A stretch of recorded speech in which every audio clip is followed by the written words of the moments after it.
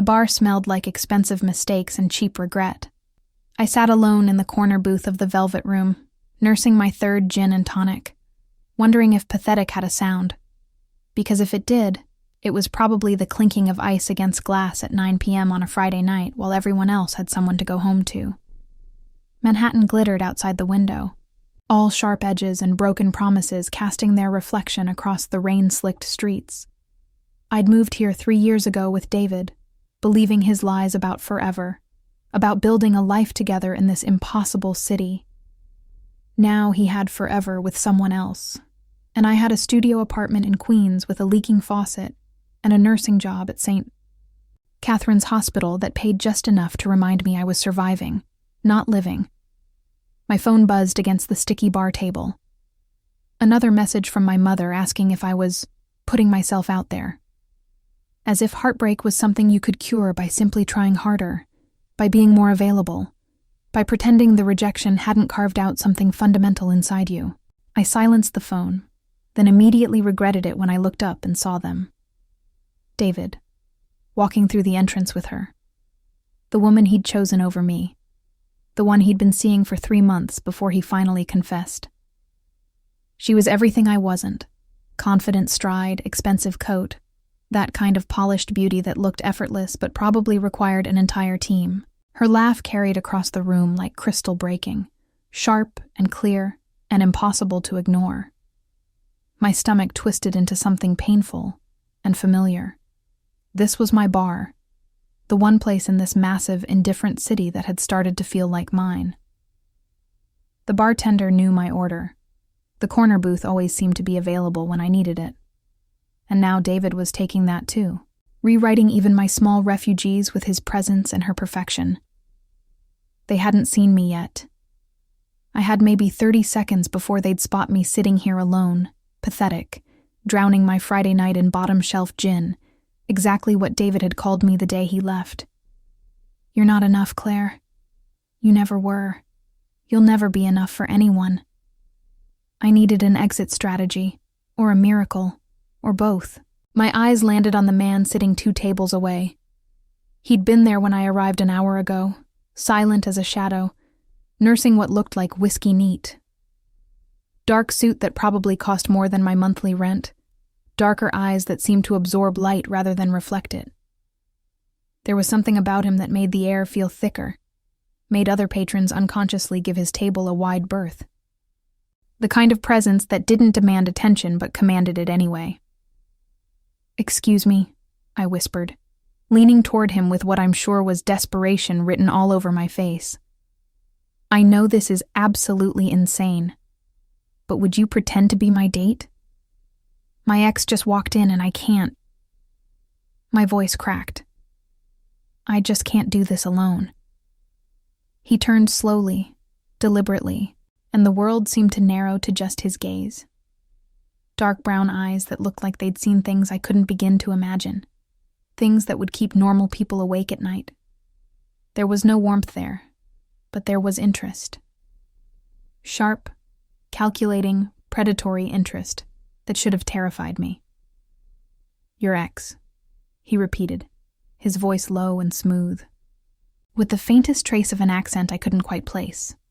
Not quite Italian, not quite something else. The one who just walked in with another woman. Yes. I was begging a complete stranger. Rock Bottom apparently had basements. "Please, just for a few minutes. He's with his new girlfriend and I can't let him see me like this. Alone. Again." The man's eyes flicked past me, assessing the situation with the kind of tactical precision that made my skin prickle. Then he looked back at me, and something shifted in his expression. Not softness exactly, but perhaps recognition. Like he understood being alone in a room full of people. "Come here," he said. It wasn't a question. It wasn't a request. It was a command. Quiet, but absolute. The kind of voice that didn't expect to be questioned because it never had been. I hesitated for maybe half a second, my therapist's warnings about stranger danger echoing in my head. But then David's laugh cut through the ambient noise again, that familiar sound that used to make me happy, and now just made me feel small, and I moved. The man watched me cross the small distance between our tables, his expression unreadable, dark eyes tracking every movement. As I slid into the seat across from him, he reached across the scarred wood and took my hand. His fingers were warm, his grip firm but not painful, and I felt calluses against my palm. The kind you didn't get from a desk job. "Look at me," he said, his thumb tracing a slow circle against my wrist. Not at him, only at me. I obeyed, because something in his tone made disobedience feel impossible. Not threatening exactly, but inevitable, like gravity. "What's his name?" he asked, voice still low enough that only I could hear over the bar's background music. "David. And yours?" "Claire." A ghost of a smile touched his lips, there and gone so quickly I might have imagined it. "Claire. That's a beautiful name. Now keep your eyes on me and laugh, like I've just said something clever." I tried to laugh. It came out breathless, nervous, completely unconvincing. "Better," he murmured anyway. "Now tell me, this David, did he hurt you?" The question was casual, conversational almost, but something in the way he asked it wasn't casual at all. There was an edge there, sharp as a blade, dangerous as the darkness I saw sometimes in his eyes when he thought I wasn't looking. "He left me," I said quietly. 6 months ago. For her. Said I wasn't enough, that I never would be. His thumb stopped its gentle circle. His grip tightened just slightly, not enough to hurt but enough to feel possessive. Then he's a fool, and fools always regret their mistakes eventually. The words should have felt empty, a stranger's politeness, meaningless comfort from someone who didn't know me. They didn't.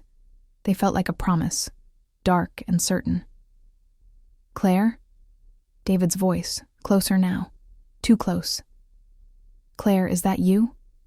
Every muscle in my body wanted to shrink, to disappear, to somehow become invisible. Instead, the man across from me, whose name I still didn't know, tightened his grip on my hand and stood in one fluid motion, pulling me up with him. He moved with a predator's grace, all controlled power and deliberate precision, positioning himself slightly in front of me as he turned to face David. "Can I help you?" His tone was polite ice, the kind of cold that burned. David's confidence faltered. He was tall, 6'2" and proud of it, but this man was taller, broader, and there was something about him that made David take an unconscious step backward, some instinct recognizing danger when it stared back with dark, unblinking eyes.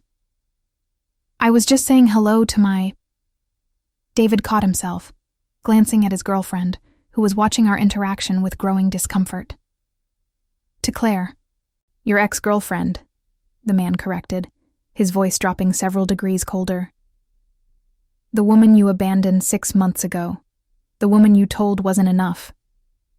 I hadn't told him that detail. I'd said David left me, but not those exact words. How did he know? "Look, I don't know who you are," David started, trying to reclaim some authority. "No," the man agreed, something dangerous flickering in his eyes. "You don't, and you never will. But you will remember this moment, David. I promise you that." The silence that followed was heavier than words, thick with unspoken threat. David's new girlfriend tugged at his sleeve, whispering something urgent that I couldn't quite hear but could guess from her expression. Whatever she saw in this stranger's face made her want to leave. Immediately. Smart woman. "We should go," she said, louder this time. "David, we should really go." "Yeah." David's voice had lost all its usual arrogance, all that casual cruelty he'd wielded so effortlessly when he told me I'd never be enough for anyone. "Yeah, we should go find our table." They retreated to the opposite side of the bar, and I realized I'd been holding my breath the entire time. The man, my mysterious protector, guided me back to the booth, but instead of sitting across from me like before, he slid in beside me. Close enough that I could smell his cologne, something expensive and dark, like smoke and cedar and rain. "You're trembling," he observed, his hand still holding mine. "I'm fine," I lied. "You're not." His free hand came up to brush a strand of hair behind my ear, the gesture surprisingly gentle from someone who radiated such controlled danger. "But you will be. I don't even know your name." "Marco," he said simply. "Marco Vega. And you, Claire, are going to let me buy you dinner." It wasn't a question. With Marco, nothing seemed to be a question. Just statements of fact, declarations of intention that the universe apparently rearranged itself to accommodate.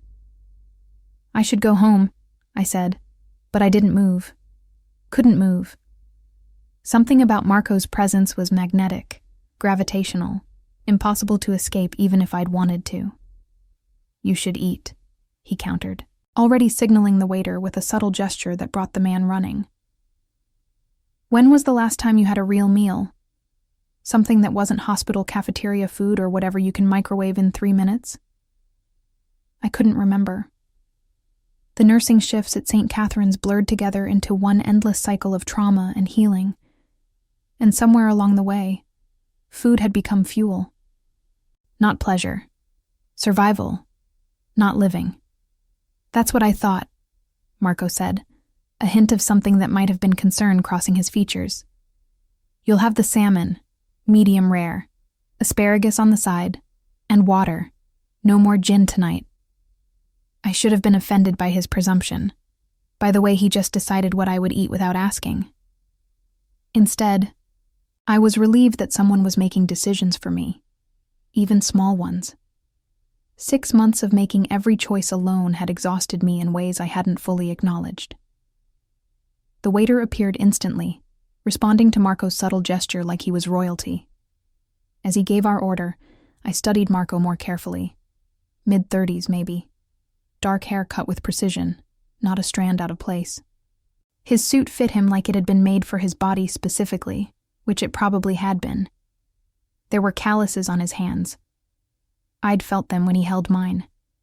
Not the calluses of someone who worked with their hands for a living, but the kind you got from other things. Fighting, maybe. Or handling weapons. Or worse. "You're staring," he said without looking at me, a hint of amusement in his voice. "You're interesting." Dangerous word. Interesting. Are you dangerous? The gin was still in my system, making me braver than I should have been, asking questions I probably didn't want the answers to. Marco finally turned to face me, and the intensity in his eyes made my breath catch somewhere between my lungs and my throat. "Very. But never to you, Claire. Never to you." I should have run.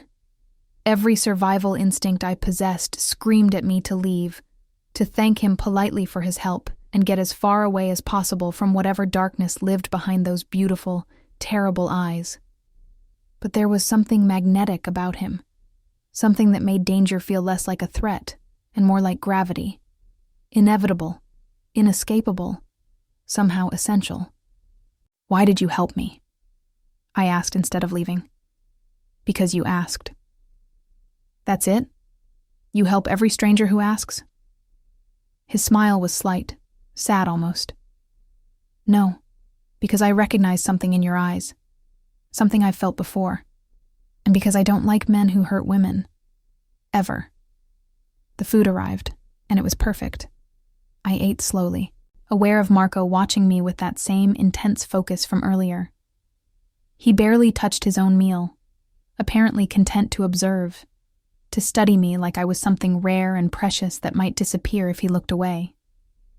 "What do you do?" I asked between bites of the best salmon I'd ever tasted. "Import and export." That's remarkably vague. It's intentionally vague. His lips quirked. I prefer to maintain a certain level of mystery in the early stages of knowing someone. "And what stage are we in?" The stage where I'm trying very hard not to cross this table and kiss you the way I've wanted to since you walked up to me with desperation and hope in your eyes. My fork clattered against my plate. That's direct. I don't believe in wasting time, Claire. Life is too short, too unpredictable. When I see something I want, I'm honest about it. And you want me? Very much. His hand found mine again on the table. Does that frighten you? It should have. No, it should, but it doesn't. Good. Marco's thumb traced circles on my palm again. Because I have a feeling, Claire, that you and I are going to be very important to each other. The weight of those words settled over me like destiny, like inevitability, like something I couldn't escape even if I wanted to. And the terrifying thing was, I didn't want to escape. For the first time in 6 months, I felt alive, present, seen. Dangerous, my rational mind whispered. This is so dangerous. But louder than reason was the part of me that had been invisible for too long. The part that craved being looked at the way Marco looked at me. Like I mattered. Like I was worth protecting. Like I was enough exactly as I was. Across the bar, I could see David watching us, his attention drifting back to our table again and again. His new girlfriend looked irritated, her mouth moving in what was clearly a complaint. But David couldn't seem to look away, couldn't stop watching this strange man claim his ex-girlfriend with nothing more than presence and attention. He's still watching, Marco observed, following my gaze. Would you like to give him something truly worth watching? Before I could answer, before I could think about consequences or appropriateness, or any of the 1,000 reasons this was a terrible idea, Marco's hand moved to cup my face. His thumb brushed my cheekbone with heartbreaking gentleness, and his eyes asked a question his mouth didn't. I answered by leaning in. Marco's kiss was like everything else about him, controlled, deliberate, devastating in its precision. He kissed me like he had all the time in the world, and intended to use every second, like I was something precious that required patience and care. His other hand tangled in my hair, and I gripped his jacket lapels like they were the only solid thing in a world that had suddenly tilted on its axis. When he finally pulled back, I couldn't breathe properly, couldn't think straight, couldn't do anything but stare at him with what I'm sure was complete bewilderment. There, Marco said softly, his thumb still tracing patterns on my cheek. That should clarify things for David. And for you. What did it clarify for me? That I'm not playing games, Claire. That when I said I wanted you, I meant it. That this... He gestured between us. Whatever this becomes, it's going to be real. Real. The word felt foreign in my mouth. Unfamiliar after 6 months of feeling like a ghost in my own life. I should go, I said, but I didn't move. Let me drive you home. I can take the subway. Claire. The way he said my name felt like a caress, like a promise. It's 11 p.m. You've had 3 drinks. And I want to make sure you get home safely. Let me drive you. Why are you being so nice to me? I'm not nice, Marco said, standing and offering his hand.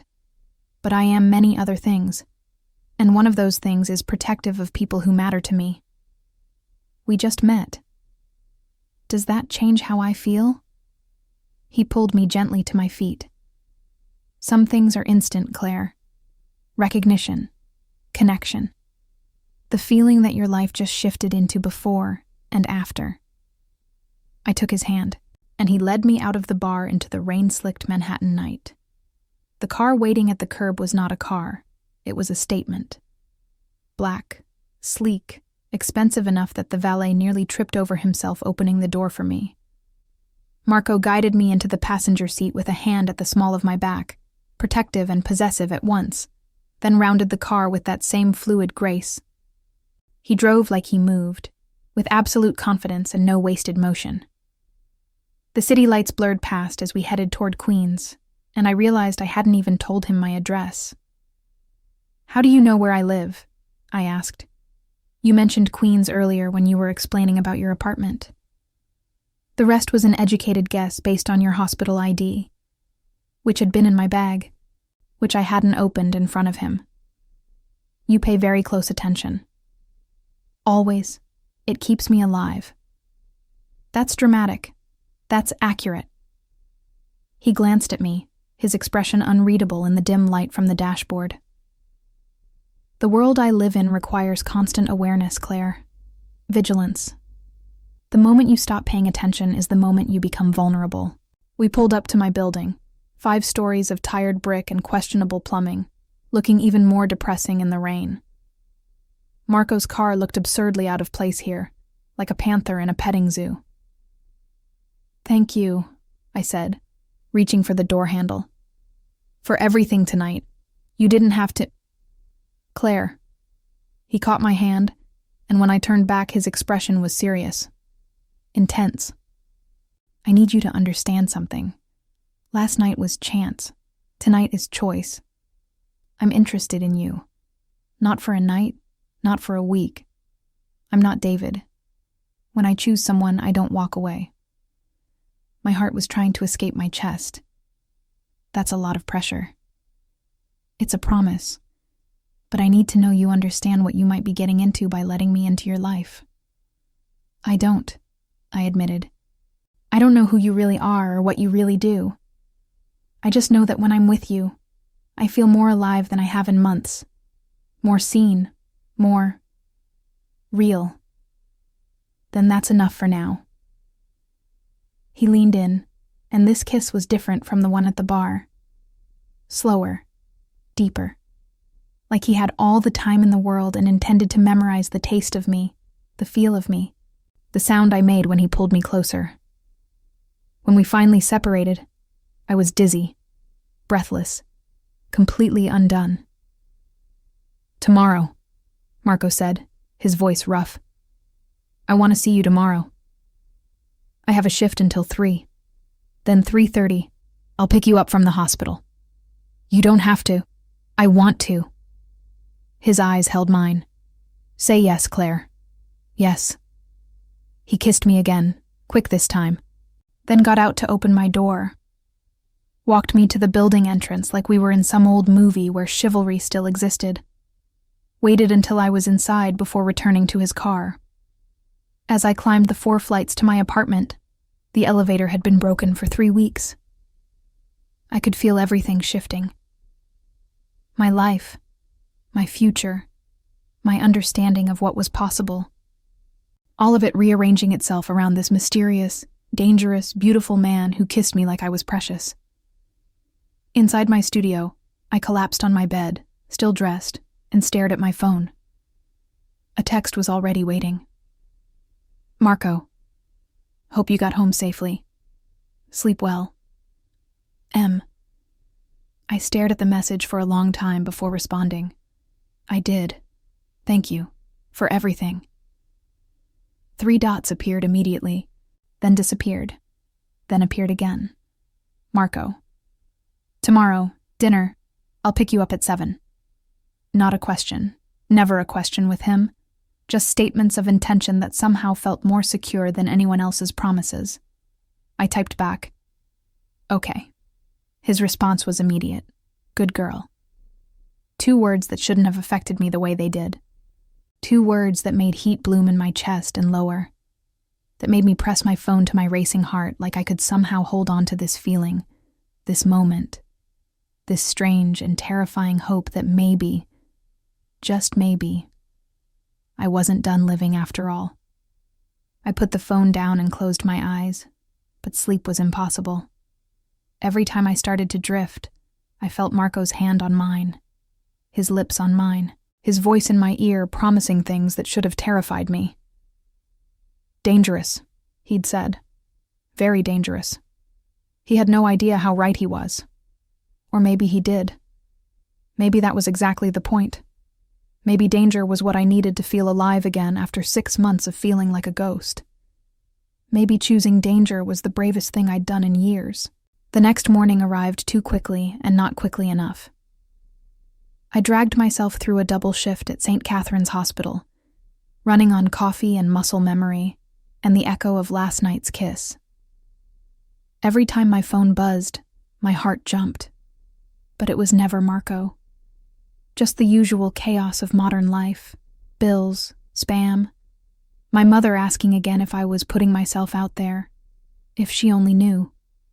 By 6 p.m., I was home, standing in front of my closet in my scrubs, having a minor crisis about what one wore to dinner with a man who drove cars worth more than your annual salary and kissed like he was claiming territory. My wardrobe was depressingly practical. Scrubs in various shades of blue and green, jeans that were more comfortable than fashionable, one black dress I'd bought for David's work parties, worn once, never again, because seeing it reminded me of all the times I'd stood beside him feeling invisible. I pulled it out anyway. The fabric was simple but elegant, hitting just above my knees. It would have to do. I was in the shower, trying to wash away the exhaustion of a 12-hour shift, when my phone rang. I almost didn't hear it over the water, but some instinct made me shut off the tap and listen. 3 rings. 4. Then silence. Wrapped in a towel, water still dripping down my back, I checked the missed call. Unknown number, but not Marco's. A voicemail. "Claire, it's David." His voice was tight, anxious, nothing like the confident man who'd told me I wasn't enough. "Look, I know this is weird after last night, but I need to talk to you. About that guy you were with. Claire, I don't think you understand who—" A pause. Static. Then, quieter, almost frightened. "Just call me back, okay? Please. I'm worried about you." I deleted it without finishing. Whatever David had to say about Marco, I didn't want to hear it. Not from him. Not from the man who'd spent 6 months making me feel worthless, only to suddenly care about my well-being the moment someone else showed interest. I was toweling my hair when the buzzer rang. "Yes?" I pressed the intercom. "Ms. Reeves, there's a gentleman here for you." It was Mr. Kowalski, our building's ancient superintendent who usually couldn't be bothered to acknowledge tenants' existence. Says his name is Marco Vega. My heart did something complicated in my chest. "It's only 6:30. Tell him I'll be down in—" "He's insisting on coming up, miss." Mr. Kowalski's voice had a strange quality to it. Not quite fear, but definitely deference. The tone of someone who recognized power and chose not to oppose it. "Says he has something for you." Okay, send him up." I barely had time to pull on my robe and run a brush through my damp hair before there was a knock at my door. I checked the peephole out of habit, though I knew who it would be. Marco stood in the hallway looking completely out of place in his tailored suit, holding a shopping bag I recognized from Fifth Avenue, the kind of store where everything cost more than my monthly rent. Behind him, I could see Mr. Kowalski lurking, probably trying to figure out if he should call the police or ask for an autograph. I opened the door. "You're early," I said, acutely aware that I was standing there in nothing but a bathrobe with my hair dripping water onto my shoulders. "I'm exactly on time for what I had planned." He held up the bag, and I caught a glimpse of tissue paper and expensive packaging. "And I brought options. May I come in?" I stepped aside, and Marco entered my studio apartment like he'd been there 100 times before. Somehow his presence made the already small space feel microscopic. He was too big, too alive, too real for this sad little room with its peeling paint and temperamental heating. "What's in the bag?" I asked. "Options." He set it on my kitchen counter, all 3 feet of it, and began pulling out dresses. Not just any dresses, designer dresses, the kind of clothes I only ever saw in magazines. Deep emerald silk that looked like it cost more than my car. Midnight blue with delicate lace detailing. Soft rose that seemed to shimmer in the afternoon light. "Marco, these are too expensive," I said immediately, because they were. Because accepting them felt dangerous in a way that had nothing to do with physical safety and everything to do with emotional vulnerability. They're gifts, I can't accept. Claire. He turned to me, and the intensity in his eyes stopped my protest mid-sentence. Let me do this, please. The please surprised me. Marco didn't seem like a man who said please often, who asked for things instead of simply taking them. The vulnerability in that single word cracked something open in my chest. Why? I asked softly. Because watching you struggle to find something that makes you feel beautiful makes me angry at every person who ever made you doubt that you are. His hands clenched slightly at his sides, like he was physically restraining himself. Because you deserve beautiful things, Claire. Because I want to give them to you. Because... He paused, something raw crossing his features. Because in my world, I don't get to do many purely good things. Let me have this. Let me do something good for you. The honesty of it, the naked want, stripped away all my objections. I'll try them on, I said quietly. Good. Marco moved to my window, all 4 feet of it, looking out at the alley and the building next door. Take your time. I'll wait here. I grabbed the emerald dress first, carrying it to my bathroom that was barely bigger than a closet. The fabric felt like water against my skin as I pulled it on, moving over curves I'd forgotten I had after months of living in scrubs and baggy sweats. The neckline was elegant, without being too revealing, and when I looked in the mirror, I barely recognized myself. I looked alive. Present. Beautiful, even. When I emerged, Marco turned from the window, and the expression on his face made every insecurity, every doubt, every moment of hesitation completely worth it. That one, he said, his voice rougher than before. Definitely that one. It's too much. It's perfect. He crossed to me, and I held my breath as his hands moved to my zipper. But instead of pulling it down, he adjusted it higher, his fingers brushing my spine in a way that made my skin prickle with awareness. Can't have you catching cold. It's June. It's 70 degrees. Then I'm protective. His hands rested on my shoulders, and he studied my reflection in the small mirror by my door. You're beautiful, Claire. Truly beautiful. Do you know that? You don't have to say that. I don't say things I don't mean. He pressed a kiss to my temple, soft and devastating, and somehow more intimate than the kiss we'd shared at the bar. Ever. Finish getting ready. We have a reservation. He settled onto my couch, which was really just a love seat that had seen better days, completely at ease in my shabby apartment. He pulled out his phone and began typing, and I watched him for a moment. This powerful, dangerous man making himself at home in my life before returning to the bathroom to do my makeup. 20 minutes later, we were in his car again, heading toward Manhattan as the sun began its descent toward the horizon, painting the sky in shades of gold and rose. Where are we going? I asked. Somewhere appropriate. For what? For properly getting to know each other. For starting whatever this is between us on the right foot. For making you feel as special as you are. The restaurant was on the Upper East Side, the kind of place with no sign, and a door you'd walk past 100 times if you didn't know it was there. Inside, it was all dark wood and dim lighting, intimate booths and soft jazz playing just loud enough to create atmosphere without overwhelming conversation. The host greeted Marco by name. Good evening, Mr. Vega, leading us to a private corner booth without asking, without checking a reservation list, like Marco's presence was expected and accommodated at all times. Do you always get what you want? I asked once we were seated, menus appearing instantly in front of us. Yes. That's not arrogant at all. His smile was slight, almost sad. It's not arrogance if it's simply stating facts. I've built my life around ensuring that I get what I want, Claire. It's how I survive in my world. Your world, I repeated. You keep mentioning it like it's separate from reality. Because it is, in many ways. A waiter appeared, and Marco ordered for both of us without consulting the menu. Wine that probably cost more than my weekly paycheck, appetizers, entrees that sounded complicated in French. "You'll like it," he added, seeing my expression. "What if I don't?"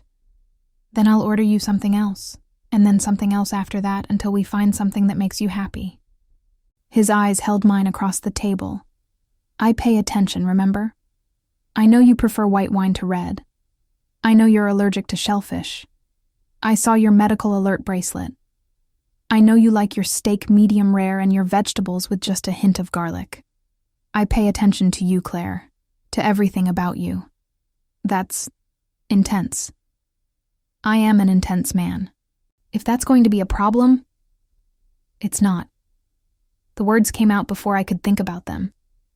It's just different. Different from David. Different from anyone I've ever known. His smile was satisfied, pleased. Good. I want to be different. I want to be unforgettable. He paused as the wine arrived, waiting until the waiter had poured and left before continuing. "I want you to understand that when I commit to something, to someone, I don't do it halfway.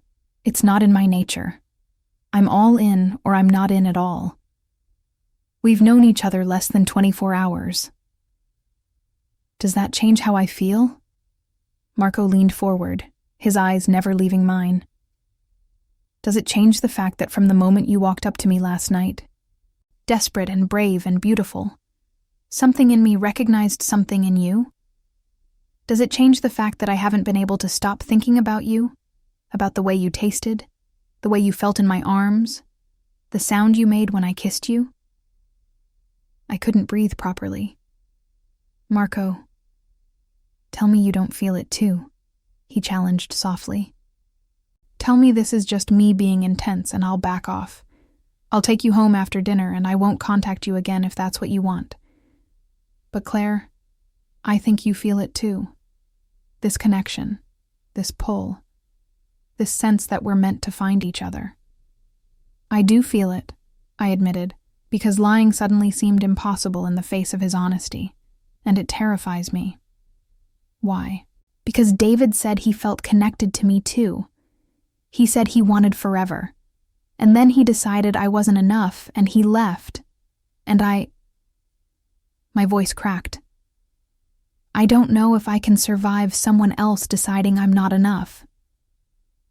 Marco's jaw tightened, and for a moment, something dark and dangerous flickered in his eyes. "I am not David. I will never be David. When I say you're enough, I mean it. When I say I want you in my life, I mean it. When I promise something, Claire, I keep that promise, no matter what." The food arrived, course after perfect course, and we ate slowly while Marco told me about his mother's restaurant in Brooklyn, about learning to make sauce before he could read, about family dinners that lasted for hours with too much wine and too much laughter. Normal things, human things, beautiful things that made him seem less dangerous and more real. But every so often, his phone would buzz, and his expression would shift to something harder. He'd excuse himself, step away to take calls in rapid Italian, his voice low and sharp and absolutely nothing like the warm tone he used with me. When he returned from the second call, I asked, "Work?" "Always." He settled back into the booth, his hand immediately finding mine on the table. "I'm sorry. I try to keep business separate when I'm with you, but sometimes things require immediate attention." "What kind of import-export requires emergency calls at 8 p.m.? Marco was quiet for a long moment, studying me with an expression I couldn't quite read. "The kind that's complicated. The kind that exists in gray areas. The kind that—" He paused. "Claire, there are things about my life, about what I do, that I can't fully explain. Not yet. Maybe not ever. But I need you to trust that I would never let any of it touch you. Never let it hurt you. That's not really an answer. It's the only answer I can give you right now." His grip on my hand tightened slightly. "Would it change things between us if you knew all the details? If you saw all the sides of me, not just this one? I thought about it. Thought about the way other people reacted to Marco, the deference, the fear, the careful way they stepped around him. Thought about David's frightened voice on that voicemail, about the detective who'd called this morning asking questions I didn't have answers to. I don't know, I said honestly. Then let's not find out yet. Let me have this. These dinners, these moments with you, before reality intrudes. Can you give me that? How long? As long as it takes for you to trust that I would never hurt you, that whatever else I am, whoever else I am in the world, with you I'm just Marco, the man who wants to cook you dinner and make you laugh and kiss you until neither of us can remember why we were ever sad. It was a beautiful answer, a romantic answer, an answer that should have satisfied me. But I was a nurse. I'd spent years learning to look beneath surfaces, to find the truth hiding under pretty words and forced smiles, and beneath Marco's beautiful promises, I could sense something else, something darker, something that felt like danger wearing the mask of protection. Still, I squeezed his hand back and said, "Okay." Because maybe I was tired of being careful. Maybe I wanted to choose danger this time. Maybe choosing Marco, dangerous and complicated in mine, was the bravest thing I'd done in years. We finished dinner slowly, savoring each course, each moment. The restaurant gradually emptied until we were nearly alone, and still Marco didn't seem in any hurry to leave. He ordered dessert, tiramisu that melted on my tongue like a prayer, and told me about his sister in California, about how she called him every Sunday without fail, about how he missed her laugh. "You're close," I observed. "Very. She's the only family I have left. Our father died when I was 25. Car accident. Our mother followed 6 months later. Heart attack, technically, but really she died of a broken heart. Gianna and I only had each other after that. I'm sorry for your loss. It was a long time ago." But pain flickered across his features anyway. I learned young that the people you love can be taken from you in an instant, that you have to hold on to them while you can, protect them with everything you have. It's shaped who I am, how I love. Probably not in healthy ways, but, he shrugged. We are who our grief makes us. The honesty of it, the raw vulnerability, made me lean across the table and kiss him. Just a soft press of lips, here then gone. But Marco's eyes darkened with something that looked like hunger and hope combined. "Thank you," he murmured. "For what?" "For seeing me, for not running, for giving me a chance to be this version of myself instead of the one the world usually gets." By the time we left, it was past 11. The drive back to Queens felt too short, like time was moving faster when all I wanted was for it to slow down, to stretch out these moments before reality came crashing back in. At my building, Marco put the car in park, but didn't turn off the engine. "I want to ask you something." "Okay. Move in with me." I stared at him. "What?" "I know it's fast. I know it's crazy. I know we've only known each other for 2 days." He turned in his seat, facing me fully. "But Claire, I don't want to waste time. I don't want to do this slowly when I already know. I know I want you in my life, in my home, in my space. I know I want to wake up next to you and fall asleep holding you and everything in between. So move in with me. Tomorrow. Today. Whenever you're ready." "Marco, that's insane. Rushed. Too much too soon." He cupped my face with both hands. "But it's what I want. It's what I think you want too, even if you're scared to admit it. Am I wrong?" He wasn't wrong. That was the terrifying part. Some part of me that I didn't want to acknowledge wanted exactly what he was offering. The intimacy, the certainty, the feeling of being chosen so completely that there was no room for doubt. "What if this doesn't work?" I asked. What if we move too fast and it falls apart and I'm left with nothing? Then I'll make sure you have everything you need.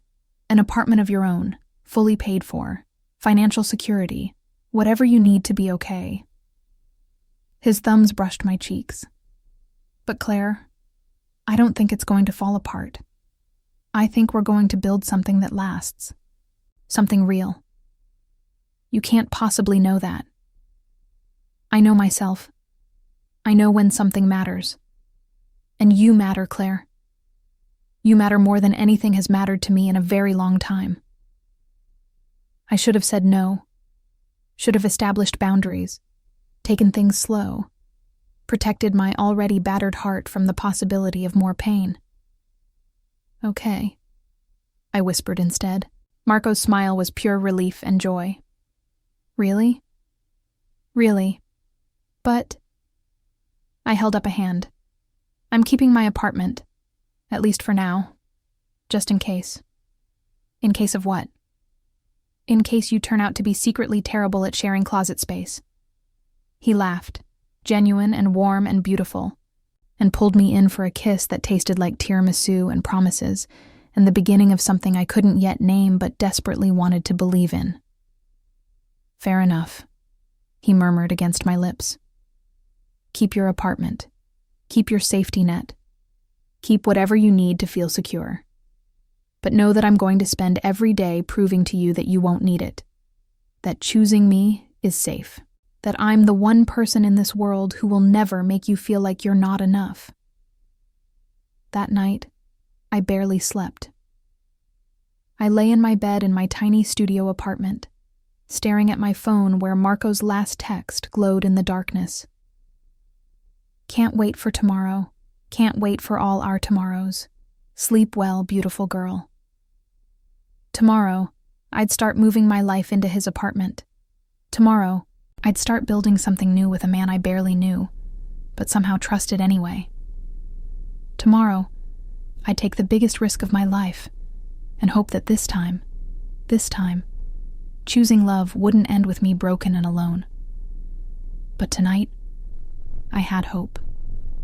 And hope, I was learning, was the most dangerous thing of all. Because hope meant vulnerability. Hope meant opening myself up to the possibility of pain.